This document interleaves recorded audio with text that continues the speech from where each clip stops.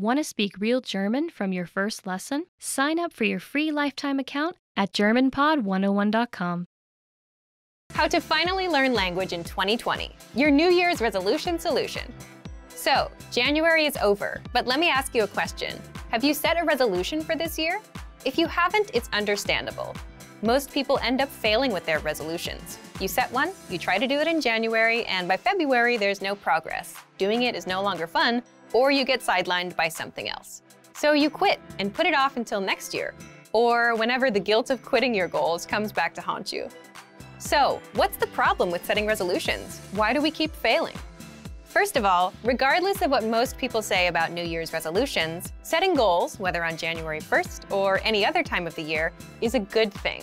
You have to know where you're going and what you want to achieve. Otherwise, you'll be floating around aimlessly from one language app to another and have nothing to show for your time spent. But the problem lies with the goals that people set. For example, most people set goals like, I want to master Chinese, or I want to lose weight, or I want to be fluent in Japanese.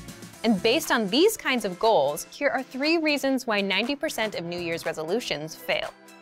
First, resolutions fail because they are not specific and not measurable. Take a goal like, I want to master Chinese this year. The problem is that's a very vague goal. What do you mean by master? Do you want to speak about the economy, or do you just want to have everyday conversations? And can you really measure how much progress you need to master the language? The second reason is they are unrealistic. You might think, but isn't it good to set huge goals and aim for the stars? It's not bad, but if you say, I want to be fluent by September, is that realistic for you? Are you ready to commit yourself to nothing but language learning, 6 to 8 hours a day nonstop? The answer is no for most people. The third one is there's no action plan. The problem is you'll still fail even with a specific and realistic goal if you don't know when and how you're going to do it. For example, when will you study? How long will you study every day? And how will you study? So now you know why most people fail with their New Year's resolutions. Then how do we set New Year's resolutions and actually succeed? Here are the 3 rules for successful goal setting. Remember, your goals must be 1. Specific and measurable, 2. Realistic, and 3. They must have an action plan. Yes, the complete opposite of everything you heard earlier. For example, let's say you're learning Italian this year. Instead of saying, my goal is to learn Italian this year, set a specific, measurable, realistic goal for the month, like speak 3 minutes of conversation by February 28th. And you can also set a yearly goal, like 30 minutes of conversation, and work towards that. The whole point is 3 minutes is measurable. You set a timer, time yourself, and know when you reach it. It's realistic. Instead of saying, I want to learn the whole language, you're just aiming for 3 minutes for the month, and maybe 30 minutes for the year. So ask yourself, do I have time to learn enough of the language to speak for 3 minutes? That will vary from learner to learner. But 3 minutes sounds much more realistic than I want to master a language. Finally, you still need an action plan for your goal. And for that, you need to answer these questions. When will you study? How long will you study every day? Where do you plan to study? How will you study? What is your study schedule? This is the most important part because this tells you when and how to study. If you don't answer these questions, you'll have no idea what to do and you'll quit because you have no routine to stick to. So for example, when will you study? I'll study at 9 p.m. on weekdays. How long will you study every day? I'll study for 20 minutes. Where do you plan to study? I'll study at home, in the living room, on my computer. How will you study? I'll listen to 1 audio lesson a day for 5 days. What is your study schedule? From Monday to Friday with audio lessons. I'll listen to the lesson, then go through the lesson notes for 20 minutes each day. Here are a few more things you can do to improve your chances of success. Reward yourself after hitting a goal.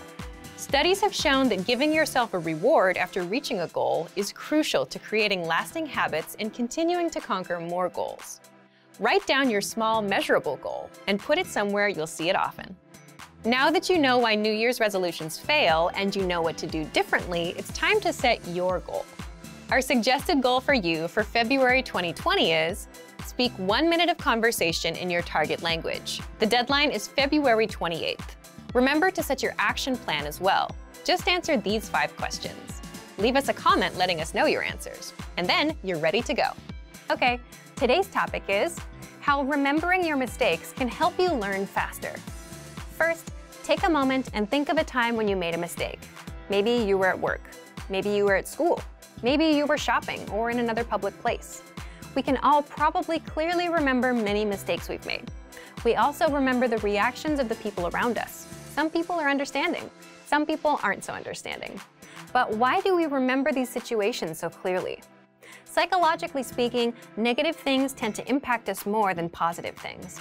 For example, if we're asked to choose between gaining friends or gaining money and losing friends or losing money, we'll choose not to lose friends or lose money, not to gain. This is called loss aversion. We tend to avoid losing more than we work on gaining. We spend time thinking about our negative past experiences to avoid them in the future. Because of this, negative events, like making mistakes, stay in our minds for a very long time. And this happens in language learning. If you make a language mistake while chatting with a native speaker, it'll probably be hard to forget. Yes, it's true that when we're learning another language, we don't always know when we've made a mistake. But when we realize we've used the wrong word, used grammar incorrectly, spelled something wrong, or similar, we tend to remember the situation vividly. In some languages, just a tiny change in pronunciation, tone, or writing could make a big difference, so mistakes are a big source of worry for many learners. But the fact that mistakes are very hard for us to forget can be a powerful tool when learning a language. We want to avoid the feeling of embarrassment that comes after a mistake, so we work hard to correct ourselves. Past mistakes can motivate us to try harder. We can use our mistakes as a tool in our language learning, but we can't make these emotionally powerful mistakes by reading a textbook or even by taking a lesson with a teacher. The only way you can make these mistakes is by speaking in real conversations and messing up. So, what can you take away from this? Let's jump into the second part: how to use mistakes in your language learning. We can give advice like go ahead and make mistakes, but that's easier said than done. Here are 3 tips to help you make the most of your mistakes. 1. Speak in your target language as much as possible. Why? Because part of the learning process is making mistakes. Accept that mistakes are going to happen. If you're not making any mistakes ever, then you're probably not challenging yourself. 2. Look for opportunities to speak. Many learners have trouble finding public places to practice the language they're studying. See if there are language groups in your community or at your school. If you have trouble with that, look online and be creative. You don't need to search for groups specifically for language learners. See if you can find a hobby discussion in your target language. Maybe you'll find a news discussion group. Think outside the box. Find somewhere to practice and make mistakes. When you do mess up, you'll probably remember it. 3. Build on your experiences. Think carefully about your conversations after you have them, and work to make them longer each time. If you made a mistake in your first conversation, think about how to fix it. If you said only a few sentences in your first discussion, work to speak for 15 or 30 seconds on the next discussion. Challenge yourself. Many learners have trouble finding opportunities to speak that work with their schedule and their level. If you're not sure where else you can practice, you can consider hiring a tutor. If you're a Premium Plus member on our website, you can practice with your teacher. It's still important, where possible, to practice and make mistakes in real-life situations. This will help you to more carefully reflect on your conversations and work to improve. It isn't quite the same as studying with a textbook or a hired tutor. This strong desire to avoid making a mistake will help you work to improve. You'll be motivated to try harder. This can help you learn faster. The easiest way to start writing and improve on your own. Most language learners start with reading or speaking first. We all want to speak. Typically, most learners start their studies by reading textbooks or articles online. But writing? Not so many practice writing right away, unless the language has a unique writing system. There are a few reasons you should consider writing when you're learning a language. Let's jump into part 1. 1. Why is writing an easy way to learn a language? So why is writing easy? First, you don't need anyone to start improving right now. When it comes to language learning, we all want feedback and corrections. And for that, we either need a teacher or a learning program that can quiz us. But if you want to improve on your own without waiting on anyone else, or if you don't have access to a teacher, you can start with writing. You'll find out how in just a minute. Second, you don't need to worry about what to write. How does this work? The easiest way to start writing is to copy text from somewhere else. That way, you don't have to worry about what to write or how to spell things. Just get a piece of paper and a pen and copy things from a resource you're using.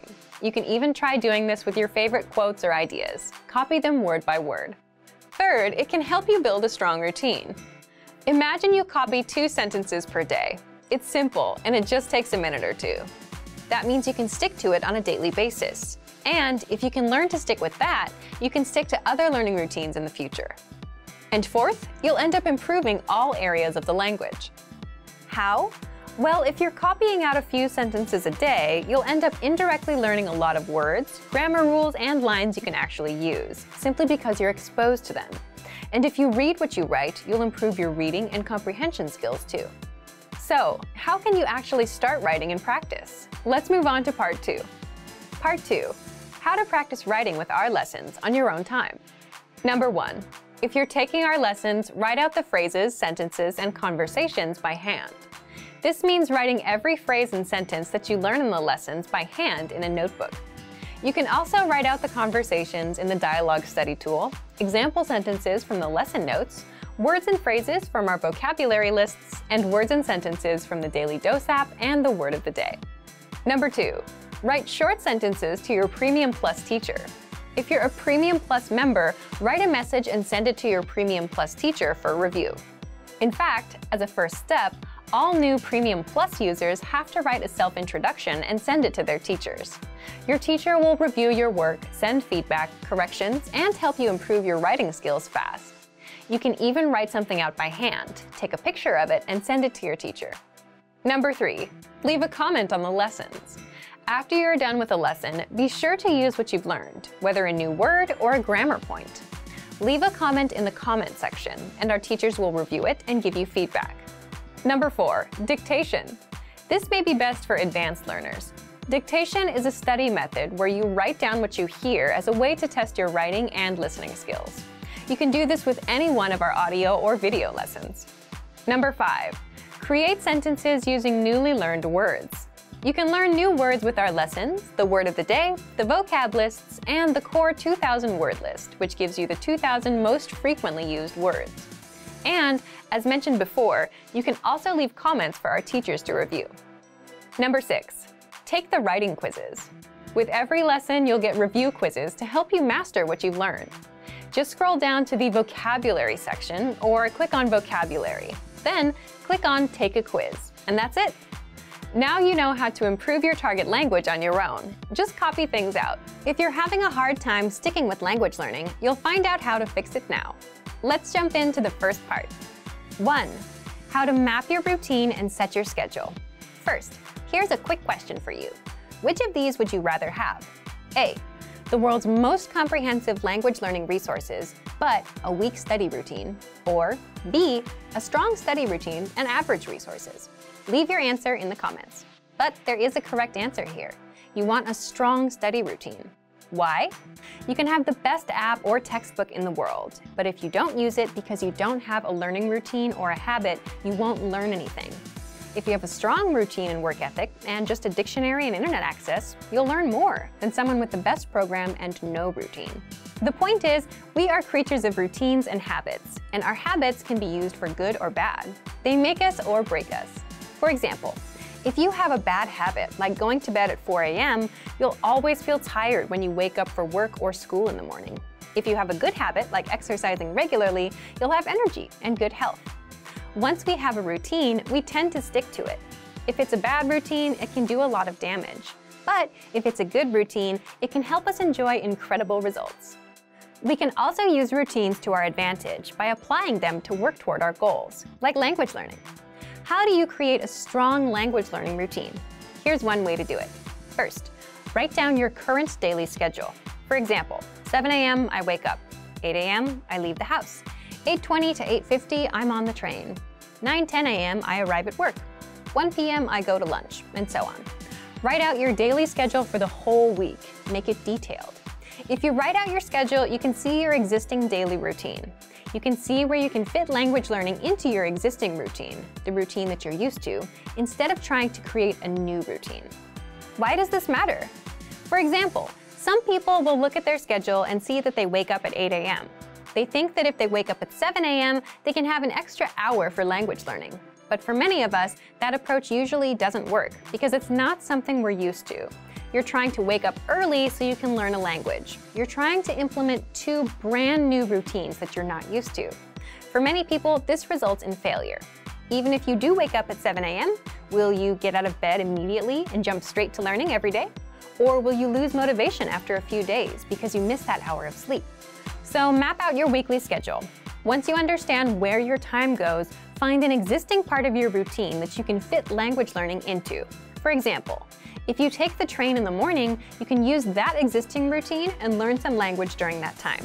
If you always eat lunch at 1 p.m., watch a video lesson during your break. If you always cook at 8 p.m., play some audio lessons in the background. If at first you have to start with multitasking, it's better than nothing. You can at least get used to being exposed to the language while you work on dedicating more time and attention to it. Now, let's jump into part 2. 2. How to choose the learning medium that's right for you. Before you begin learning, it's important to understand what kind of learner you are. Are you a visual learner, or do you learn by reading? There's something called the VARK model, and it's an acronym for 4 learning styles: visual, auditory, or listening, reading, writing, and kinesthetic, meaning hands-on, or actual practice and trial and error. You need to understand what kind of learning resources are best for you. So, how do you determine what kind of learner you are? This depends on you. Do you like watching videos, listening, reading, or writing? Or do you prefer more hands-on practice? There's no wrong answer. It depends on what kind of learner you are and what you like. Also, think about your past language study experience. Did you remember vocabulary words better when you read them from a book? Or was listening to a podcast more helpful for you? How do you usually remember information best? This helps you choose the learning medium or study tools that are right for you. We'll talk more about this in a few minutes. For now, determine what kind of learner you are. Leave us a comment and let us know. The last thing you need to keep in mind is your study ratio. Your study ratio is how much time you spend absorbing information, input, and how much time you spend producing language, output. What you want to strive for is about 50% input and 50% practice or production, producing that language. So, if you read for 30 minutes, then you want to practice for 30 minutes. You can't just consume, you must practice. Otherwise, it's not going to stick as fast. All right, we've covered routines and learning types. Let's move on to part 3. 3. The language tools you'll want for your learning style. In this last part, we're going to cover all the resources that you can take advantage of based on your learning style. But remember, if you're a visual learner, that doesn't mean you should shun resources that don't fit that style. Sometimes it's not practical to watch a video. For example, if you're driving, audio is a much better choice. So let's jump in. If you're a visual learner, take advantage of our video lessons in the lesson library. We have them across all levels, from absolute beginner to advanced. These will be your main source of learning. Use the vocab slideshows. You'll find these on every lesson page and vocab list. The slideshows make it super easy to learn and review words. Just press play and watch. You can put it on a loop and watch for as long as you want. Next, if you're an auditory learner, then take advantage of our audio lessons. You can also use dialogue audio tracks. These give you just the conversation from that lesson, and you can use these tracks to immerse yourself in conversations. Next, if you prefer reading and writing, we include lesson notes and transcripts for every audio and video lesson. So, if you're taking a lesson, read along. The lesson notes include extra grammar explanations, vocab lists, and cultural insights that are not available in the lesson. You can also check out our extensive reading books in the lesson library. These are simple one-line per page books that will build you into a confident reader. If you prefer writing, you can copy out the lesson dialogue into your notebook. You can leave comments on our lessons with sample sentences. You can keep a daily journal in your target language. Plus, you can send messages to your Premium Plus teacher and practice writing. They'll correct your mistakes, tell you how to express yourself in a natural way, and help you improve fast. And finally, if you're a kinesthetic learner and prefer hands-on experience and trial and error, definitely use our Premium Plus teachers and practice with them. You can do that via the My Teacher Messenger on the site or in the app. Use our spaced repetition flashcards. These cards quiz you on words and phrases and help you master them fast. They sort the words for you and quiz you accordingly. So, if you don't know a word, you'll keep seeing it over and over until you get it right. And if you do know it, you'll see it again in a few days. It'll pop up every now and then just to refresh your memory. Also, take advantage of our lesson quizzes. You'll find these in every audio lesson, and these test you on the words and phrases you learned in the lessons. You can also practice speaking with our voice recorder. You'll find this inside the dialogue tool. You can record yourself and compare with native speakers. You can keep practicing until you can say the lesson dialogue at a native level. There are tools for every learning style. So, today you learned 1. How to map your routine and set your schedule. 2. How to choose the learning medium that's right for you. And 3. The language tools you'll want for your learning style. How to improve your language and speak more through preparation. Okay, let's get into part 1. Why you should prepare for conversations ahead of time.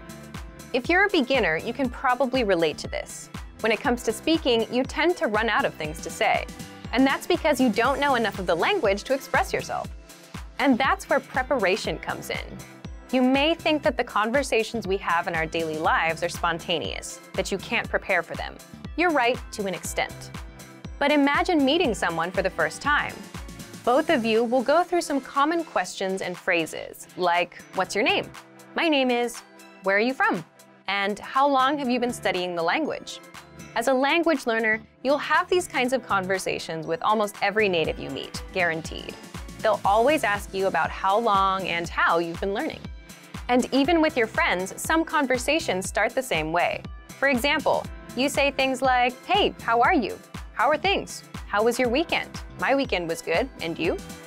Let's say you went to a restaurant this weekend, and now you want to talk about it.